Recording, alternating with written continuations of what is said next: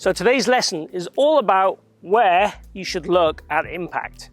Now there's lots of people out there that think obviously they should keep the head down. Hopefully this video will help clarify that that is not needed.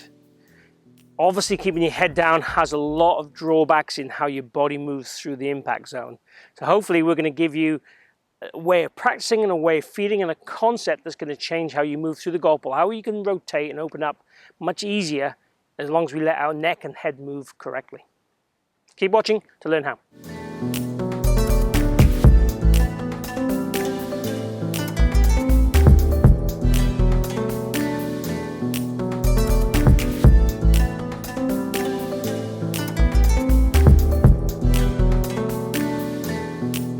So we all know this golfer, the guy that steps up onto the tee,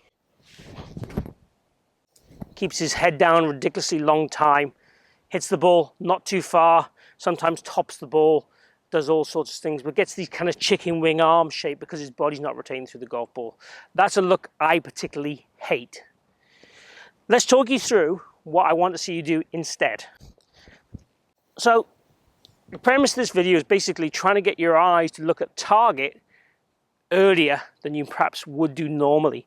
If you imagine the golfers of Annika Sorensson, Henrik Stenson, David Duval, these are just three to name a few, their actual eyes at contact are actually looking ahead of the golf ball, and that I love. So when we're trying to encourage you to rotate your torso and hips through the golf ball, if your neck is rotated and your eyes are looking forward, that makes the job a lot easier. If my neck is back here and my eyes are back there, that makes it a lot harder and we need a lot more flexibility.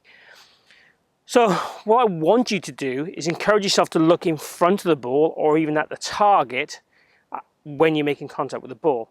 Now if you do this just as a drill and it gives you more freedom naturally, but your head still looks around about the ball at contact, I have no problem with that.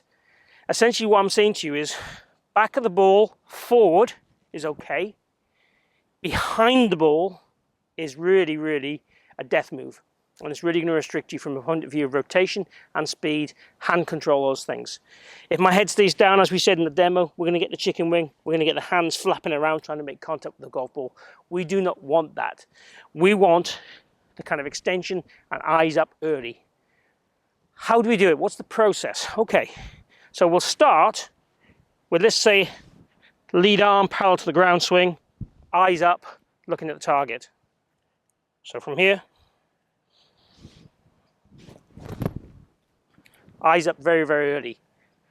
So we progress that then to a bigger swing. I don't care where the ball goes when you do this, by the way. It's all about the movement and momentum.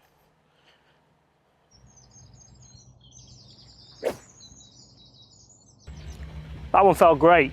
I felt like I didn't see the ball at all at contact. I felt like my eyes were way down that fairway. So the process would be small swings to fuller swings, making sure your eyes are looking where we want to go before we hit the golf ball, and then go more natural on the course. But also on the course, nothing wrong with you making some practice swings where we'd look at the target before we make contact with the pretend ball. So brushing the ground and looking at the target at the same time. And the whole thing is going to help you get that freedom in rotation and mobility through the golf ball. When we rotate, it basically means our hands accelerate later. So basically the body rotates and then decelerates later, so then the hands accelerate later. So it takes the hands out of play a little bit for us.